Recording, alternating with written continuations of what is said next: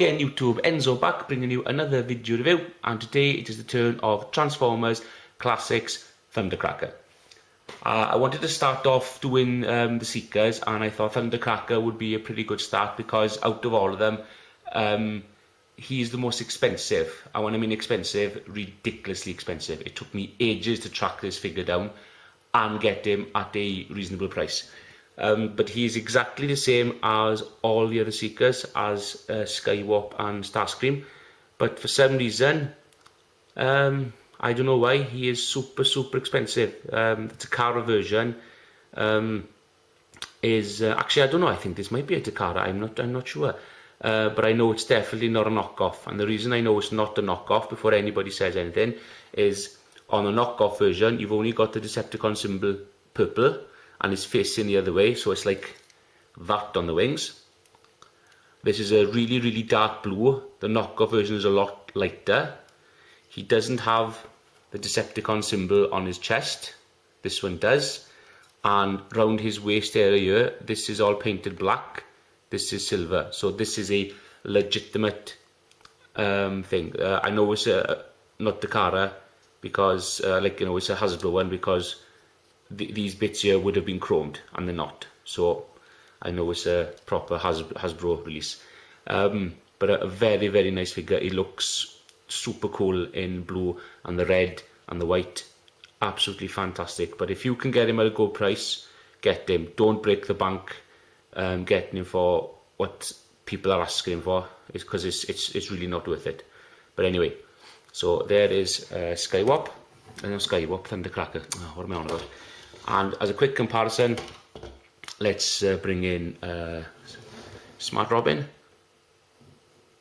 so you can see the size there of the two jets. Obviously, they're not actually too bad. I mean, you take the wings away, I mean, he's a hair taller, only because I can't sit him down flat. But I would say they're a good size for each other, really good size. And yeah. Like I said, the colours work well, the silver works well, very good. But he's the same as all the others. So what I'm going to do now is I'll take you through step by step now to transform him and do a comparison in robot mode, and then I'm going to do all the other Seekers, but I won't waste time with the transformation. Just do them all, and then we'll have a group shot. Not in this video, in the next video. He does have landing gear molded. It's just molded in landing gear. Doesn't really do anything. So we'll just push those in for transformation, because those chest turbines, a bit of a gap there, but you've seen the Seeker mode before, so you know what it is. The missiles do fire out.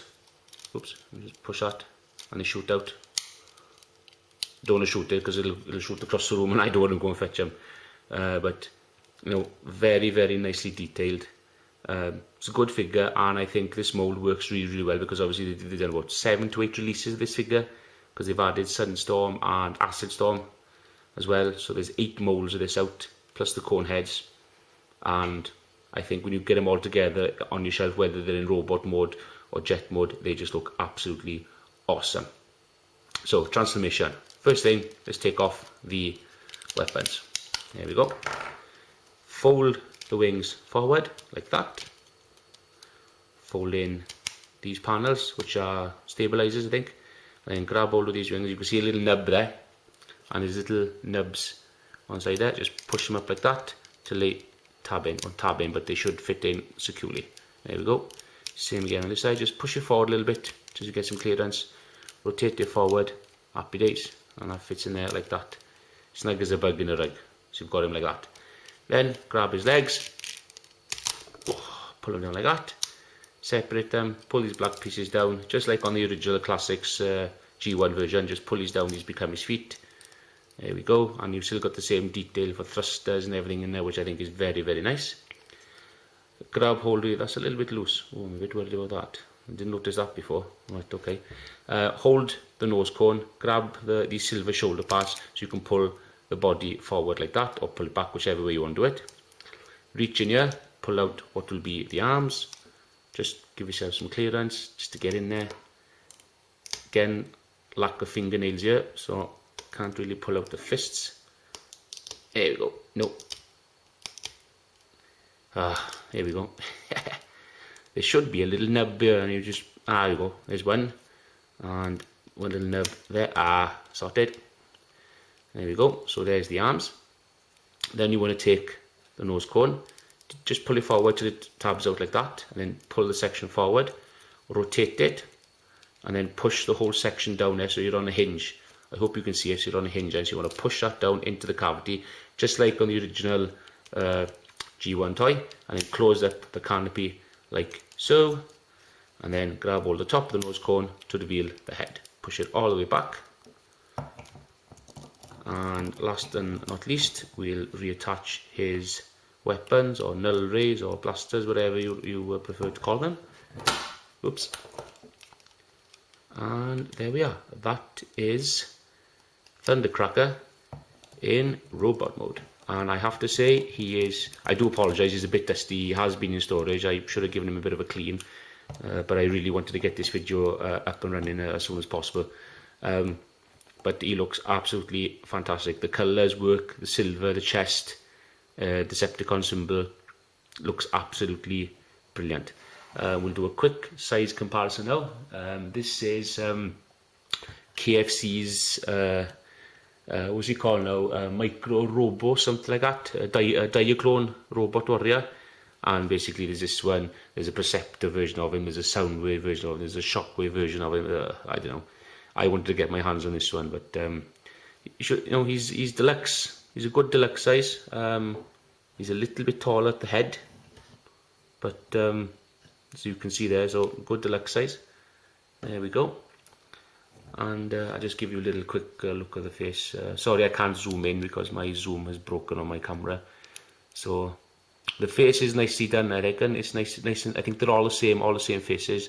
They're all detailed the same, but they've got the nice red eyes, the nice moulding, the nice silver face, which I think is a nice touch. Red up the top there, the cockpit, the Autobot symbol, a little bit of red there on his torso, a little bit of red on his shoulders, and yeah, looks very, very cool. Articulation, not the best on this mold, as I'm sure you're all aware.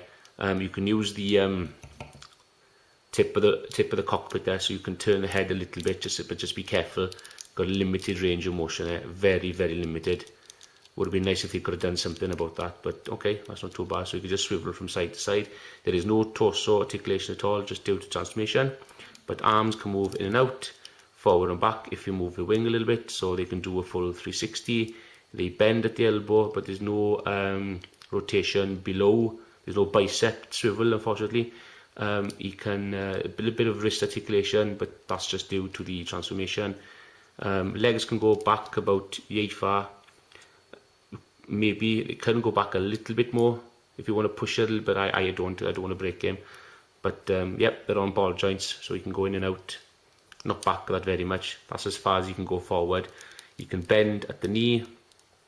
He has a just below the knee has a thigh rotation, so not too bad, and a little bit of play in the toes there, but obviously not much. And that's it. But again, very, very good, a lovely figure. These look fantastic on your shelf. You can get them all, or if you have got them all and you've got them on your shelf, then you know what I'm talking about. Absolutely fantastic figure. Just wish he wasn't so stupidly expensive. I was lucky.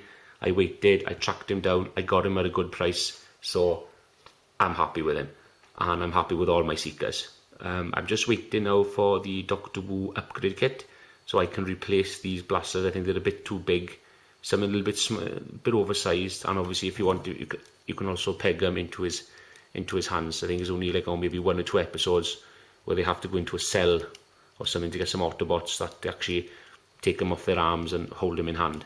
For some reason he doesn't want to peg in. I mean, well, it's not too bad. Come on, let's show the nice gentlemen and ladies and gentlemen. There we go, how it works. So you can have him hold it like that if you so wish. I don't think it's bad at all. It's an option. It's a play option. I'll just put it back into there. Yep, lovely figure. He's super tight. All the joints are well tight in this figure, so it's been well put together. And yep, I can't say enough. Can't say enough. If you can find him for a cheap price, get him. Beware, there are a few knockoffs out there, so make sure. I hope you've taken on board what I've told you about the Decepticon symbols on the wings, and the chest and the waist. Those are the signs to look out for, just to make sure that you're not being ripped off, and paying full price for a Takara, and then you're ending up with a knockoff.